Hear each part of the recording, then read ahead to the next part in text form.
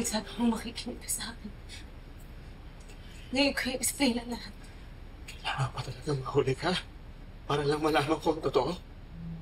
Totoo ko. Tinago ko na yung nakaraan ko, pero totoo ako. Kung makikinig ka lang sana sa akin, sasabihin ko sa'yo. Hindi ko kinanamdam na sa harapan. Ito ba ang buong pagkatao mo, Lorena? O Carolina? Ang taong pumatay sa asawa ko?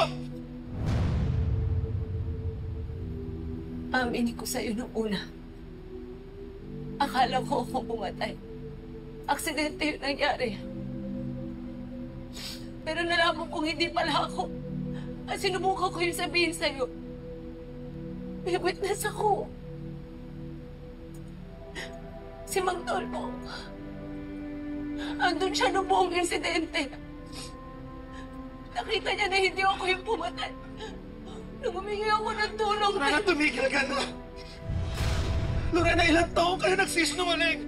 Almost 10 years! Araw-araw! Sa bahay natin, sa mga anak natin, sa akin!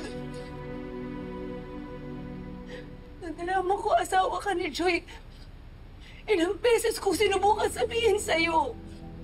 Yung may mga panahon na sinabi ko sa'yo na wala akong pakialam sa nakaraan mo, isusumbat mo ba sa akin yon? Lorena, malay ko ba ang nakaraan mo? Yung pinatay mo asawa ko! Hindi ko wala siya pinatay! Wilmer, maniwala ka sa akin, please! Makinig ka sa akin! Paano ako maniniwalang inosente ka kung buong pagkatao mo'y kasinungalingan? You are a liar! Ginawa mo akong tanga! Wilfred is breaking. Slowly and beautifully. It's all coming together. Lorena falls. Wilfred shatters. That's what they get for ruining me. For ruining my life. Lalo na yung babaeng yun. To the end of Lorena. And to the beginning of everything I deserve.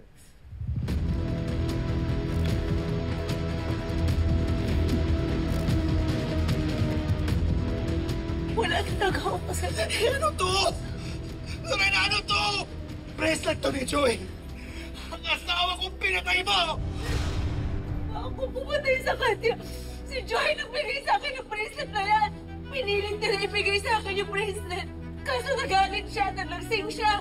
Pinagkamalan niya ako na nakabit mo. Sinaktan niya ako kaya natulak ko siya pero hindi ko sinasadya. Aksidente yung nangyari. Akala ko napatay ko siya, humingi ako ng tulong. Pero hindi ko siya napatay. Lorena, you're almost a decade too late in explaining! Dahil sa'yo, nawalan ako ng asawa doon. At ngayon, masisira ang buhay ng mga anak ko dahil sa ginawa mo. All this time, akala ko baliw si Ronnie. Pero she was right all along. Na manloloko ka, na kriminal ka, at sa lahat ng krimen na magagawa mo, ang magpatay sa asawa ko pinili mo! Hindi ko nga siya napatay! Wilfred, maniwala ka sa akin, makinig ka sa akin. Hindi na ako papayag. Hindi na ako papayag. Hindi mo na makikita si Leah. Hindi mo na makikita ang anak ko! Kung gagawin niya... Wilfred! Wilfred! Hindi mo pwede na yung sa akin ang anak ko! Wilfred!